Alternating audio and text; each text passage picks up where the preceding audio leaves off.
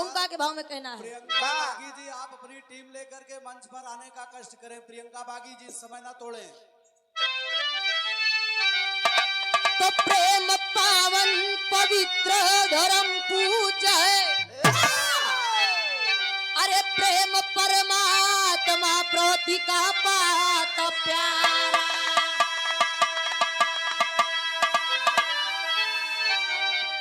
तो प्रेम से प्रासी पाती प्रीतम का ये पग, अरे प्रेम ही पाले पल को पर पल पल है ना।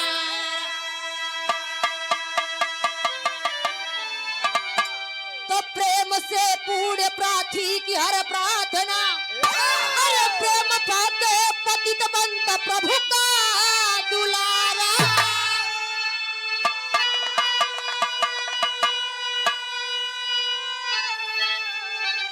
तो प्रेम से पकड़ा पग कृष्ण मंगल का जो, प्रेम पाके बनाऊ न नैनो पता।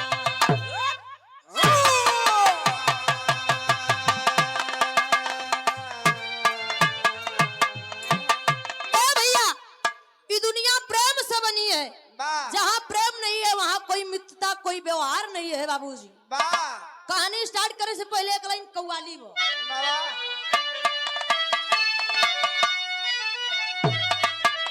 ए रोहित भैया हेलो, अब मजा नहीं आता कि अब मजा नहीं आता, अरे दूर रहते जी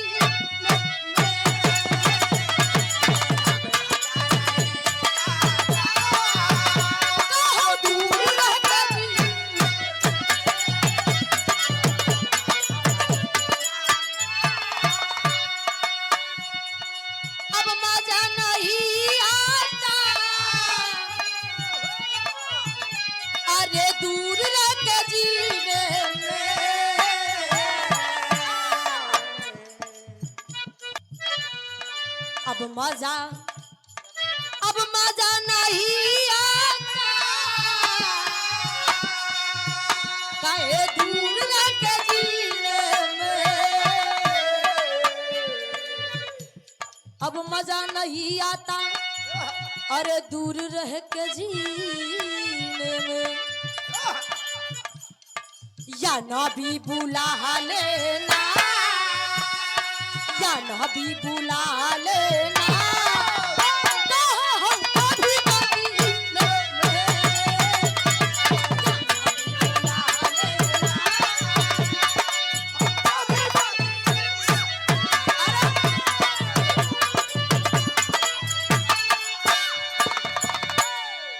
लेकिन है भाव में बिटिया कहे का कहे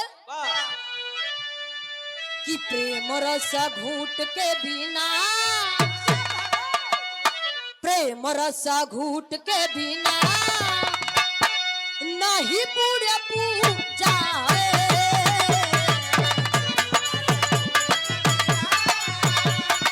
नहीं पूरे पूजा है।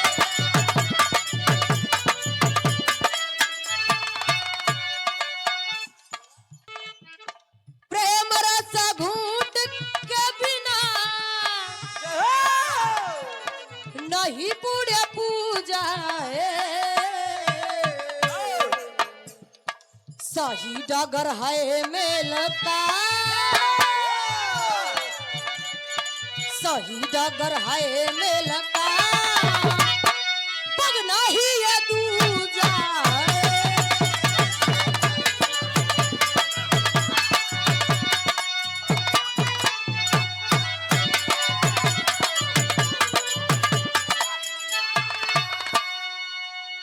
यह से कहानी स्टार्ट भइल मात्र 2 लाइन नजम लेला।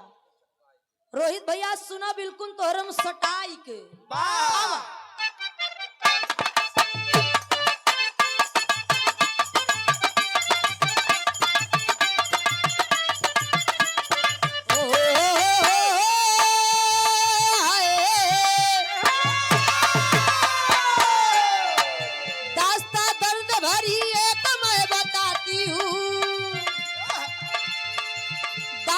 दर्द वो उसे मैं सुनाती।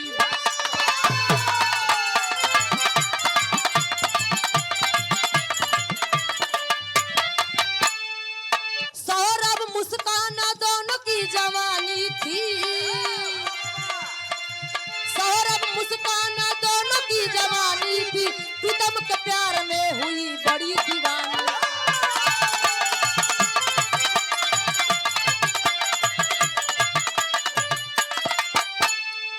अपने परिवार से वो दोनों अलग रहने लगे, अपने परिवार से वो दोनों अलग रहने लगे, अपने परिवार से वो दोनों अलग रहने लगे, जिएंगे साथ मरेंगे यही वो कहने लगे।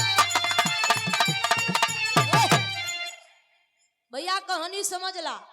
वही मेरठ में एक मुस्कान नाम की लड़की थी और सौरभ नाम का लड़का था बाबूजी। दोनों में प्यार हो जाता है, प्रेम होता है, दोनों लोग प्रेम होता है बाबूजी। घर वाले ना राजी हाँ शादी करे के बोले, लेकिन माता पिता घर वालों के खिलाफ दोनों लोग शादी करते हैं और शादी कई के माई बाप से अलग जाई के रहे लागत है। और सौरभ नौकरी कर रहा था बाबूजी, और जब अलग रहे लागत है कुछ दिन बीतत बा तो सौरभ अपने पत्नी मुस्कान से कहत बा कि देखा हमका ड्यूटी पर जाए के होए, हमका ड्यूटी पर जाए दा। अब ड्यूटी पर जाते ही जब ड्यूटी से फिर आई तब अब इधर सौरभ नौकरी करे चला जात वो, जब नौकरी करे चला जात एक लाइन तर्ज वो मास्टर का।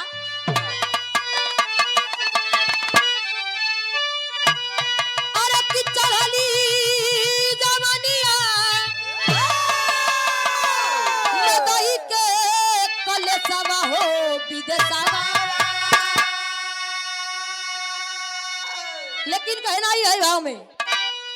अरे मुस्कान गुजरिया कि चढ़ली जवानिया हो नगिनिया, हो नगिनिया प्रेम दूसरे से लागी हो।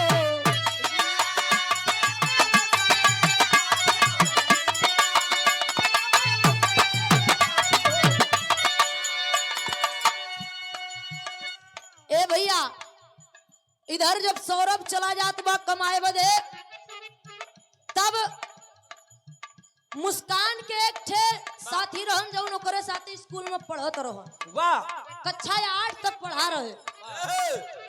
अब मुस्कान के घरे वो आवे लगल, जब आवे लगल तो भइल का अंतरा बा।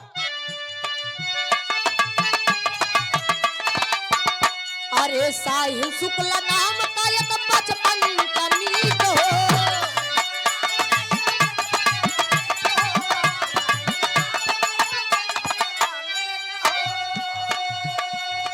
ओहू से करई पापिन चोरी चोरी प्रीत हो।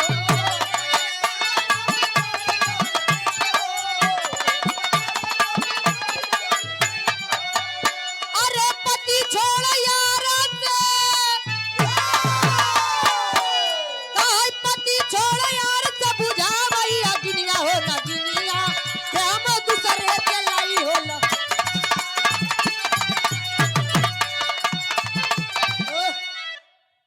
ए भैया इधर उस साहिल लड़का जब आवे लगल, साहिल नाम का लड़का था, आवे लगल धीरे धीरे 2 दिन 3 दिन 4 दिन 15 दिन बीत गया, दोनों में प्यार पहले से रहन फिर ज्यादा बढ़ी गो।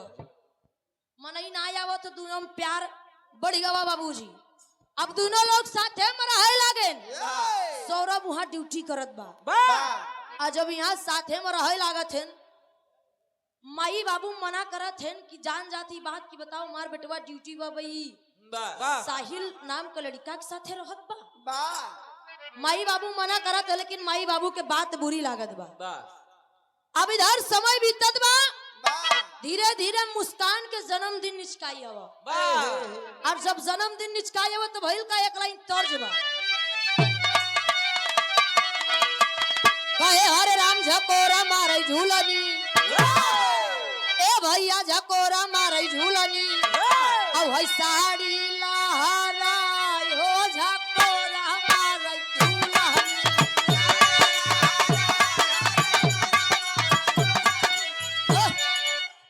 एकरे का रामधार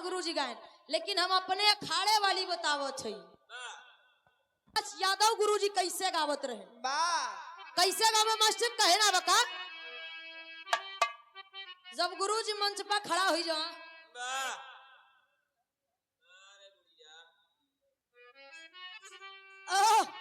मोछा उछा गिरिए ज्यादा समय ना बा गुरुजी गावे कहाँ हरे राम बालम परदेसिया प्रियंका दीदी कहा दुल्हा परदेसिया अल्लाह वटके नाही आए।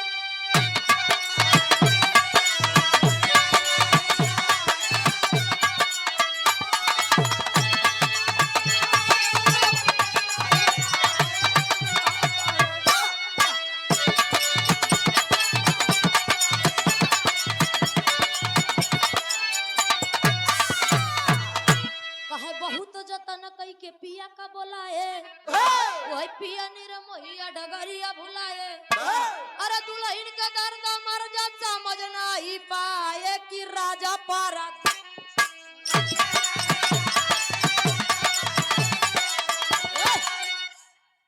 एक हमरे अखाड़े के राम कलाच यादव गुरुजी गावत रहे जहाँ जाए अपन अखाड़ा छाप रखे हम फलाने अखाड़े से गावत होई। लेकिन यही भाव में कहना बता अरे जन्मदिन तिथि अब देखा गईली आयो जन्मदिन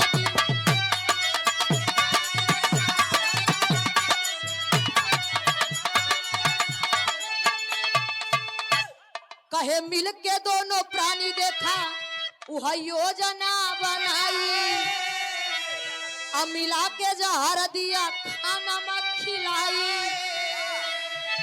अरे लिए दुना हाथावा में खंजर हो उठायो कि जन्मदिन पार तिथि गईली आए। अरे क्या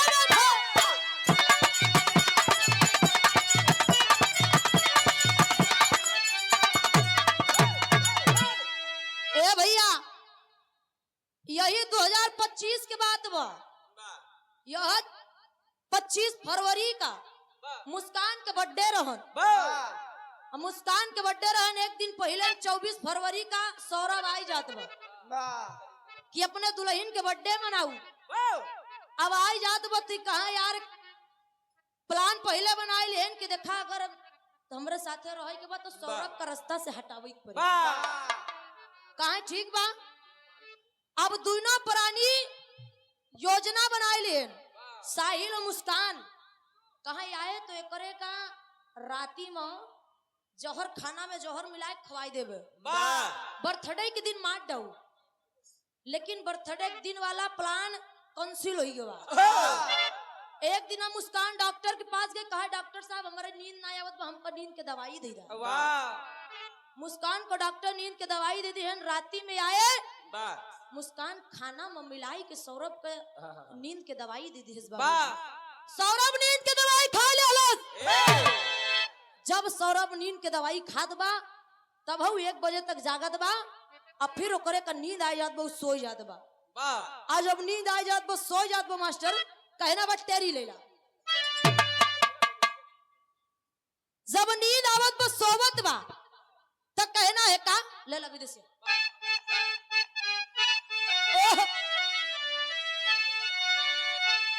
अरे किनी दिया मा सोई गईले प्यारा वीराना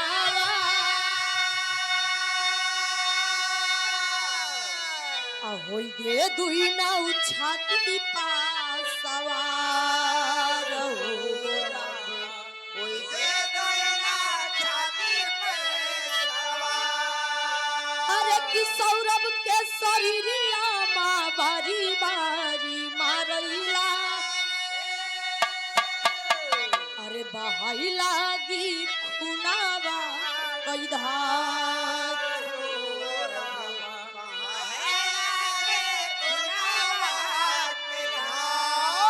फतरा के छाती कैली पापी हृदय अरे भूल गईली सौरभ का प्यार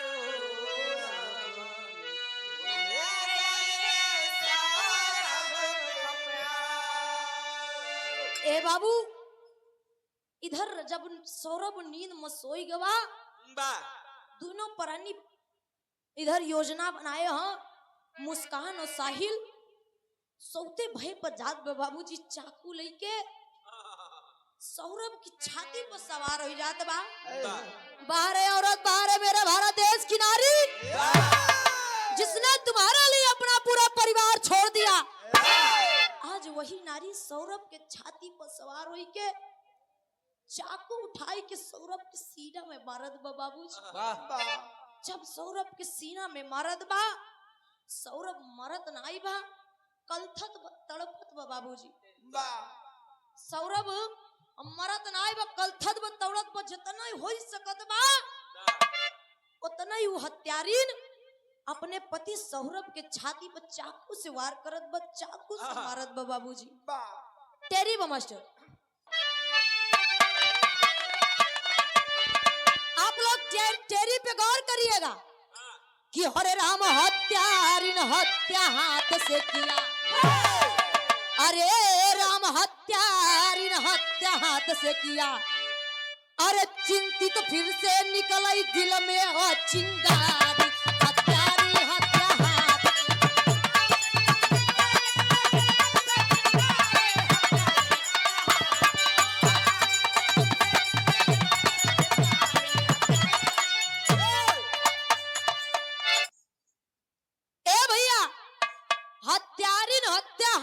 किया चिंतित चित से निकली चिलमन से चिनगारी हत्यारिन हत्या हाथ से किया। इधर मुस्कान सौरभ का मारत बा लेकिन सौरभ मरत नाई बा। जब सौरभ मरत नाई बा तब ओका साहिल और मुस्कान दोनों जने पकड़ के एक जने गोड़ पकड़े बा एक जने हाथ पकड़े बा बाबूजी। पकड़ के बात रूम में ले जात है। जब बाथरूम में सौरभ कलई जात है वही चाकू से सौरभ के 15 टुकड़ा करत है बाबू। पैर अलग काटत हाथ अलग काटत बा गर्दन अलग काटत बा। सौरभ के 15 टुकड़ा जब करें तब हईल का अब इधर बाथरूम में ले जाए के अपने पति के शरीर के 15 टुकड़ा करत बा।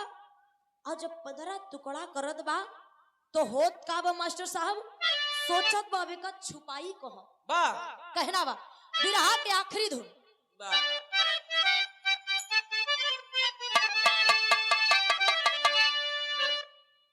कि हाथे में कंगनवा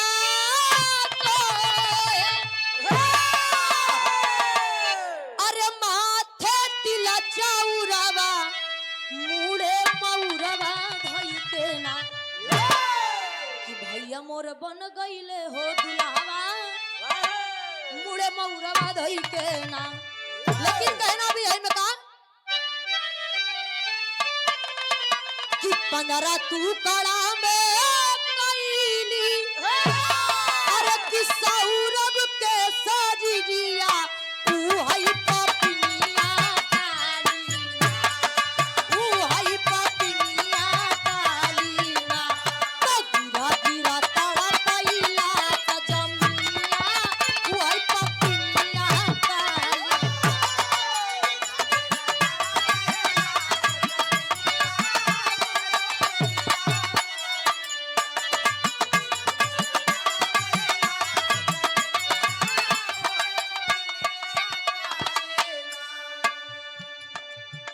दुनहु पापी बारी बारी मारेला कटोरिया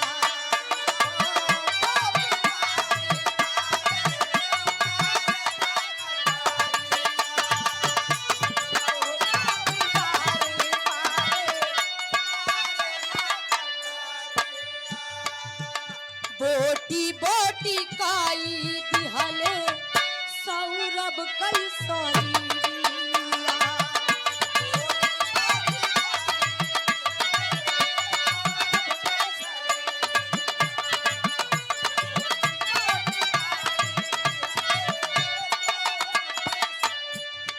हारे कथिया पे गिरा गईले सौ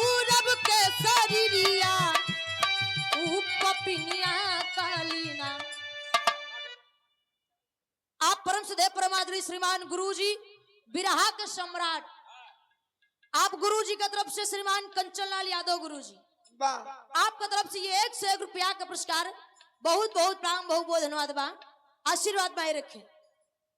ए भैया, इधर जब सौरभ के शरीर 15 टुकड़ा में बांट देत बा बाबू, काट देत बा, तो सोचत बा बेका छिपाई कहां, सुबेर होत बा, जा तहिन एक ठे दुकान से एक ठे डरम खरीद लिया बा, डरम खरीद के लाई के 15 टुकड़ा पति के लाश रहे, वही लाश को उठाई के वही डरम में डाल दिहलस।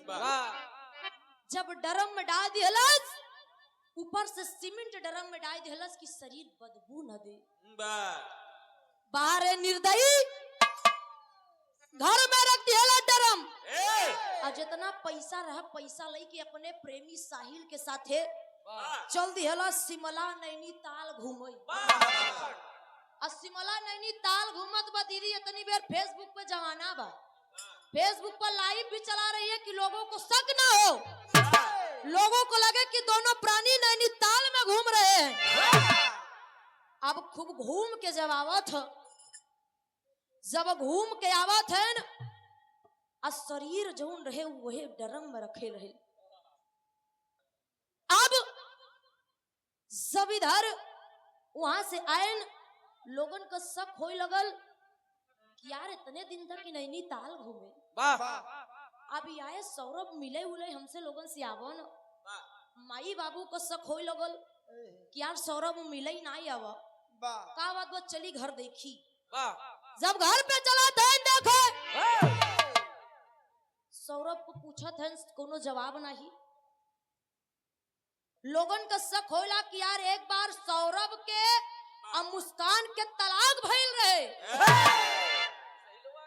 अल्लाह इस सहिलवा के चक्कर में, अल्लागत को फिर यही सहिलवा के चक्कर में हमरे बेटवा का ये पापी मार डालिस। ए बाबूजी थाने में गए, रिपोर्ट भइल, पुलिस आवत हो, जब पुलिस आवत तो होत का खड़ी लेला।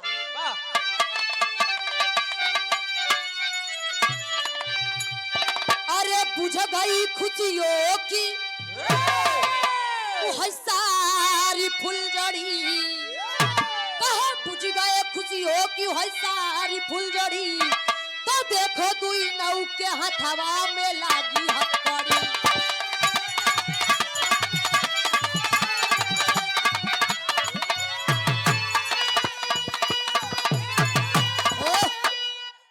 इधर क्या बात है। अब प्रियंका दीदी की तरफ से बहुत ढेर सारा आशीर्वाद, 2 से 1 रुपए का पुरस्कार, बहुत बहुत नाम अरे बुझ गई खुशी की वह सारी फुलझड़ी, तो देखा दुई नौ के हथवा में लागल हथकड़ी।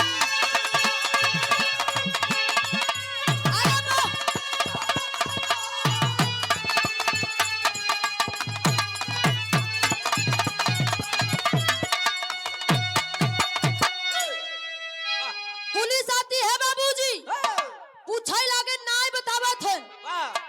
अब जब इधर नाय बतावत है, जब 4 छडंडा पड़ा तब बतावत है कि हम ही दुजन मिल के अपने पति के मौत करे ही, उनका जान से मारे ही। कहाँ लाश कहाँ उसकी?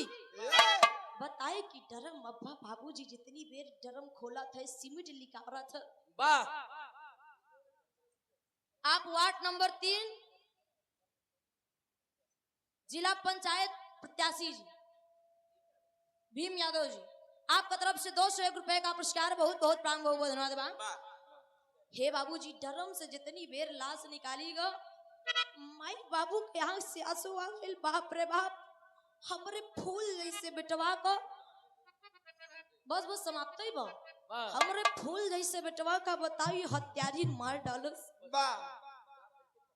ए भैया, वही से दोनों को जेल हो गई। आज भी देख लीजिए, वो दोनों लोग जेल में है। यही 3 मार्च का कांड है ये बाबूजी, बिल्कुल ताजा ताजा कांड, मेरा 3 मार्च का कांड है। गुरु घराने एक पर्चे में कहना,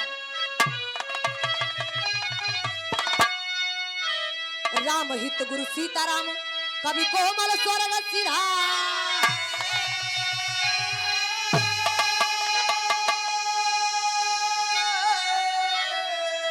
माधव राम किशोर माँ शारद की ओर निहार अरे राम हत्या हरिण हत्या हाथ से की काजल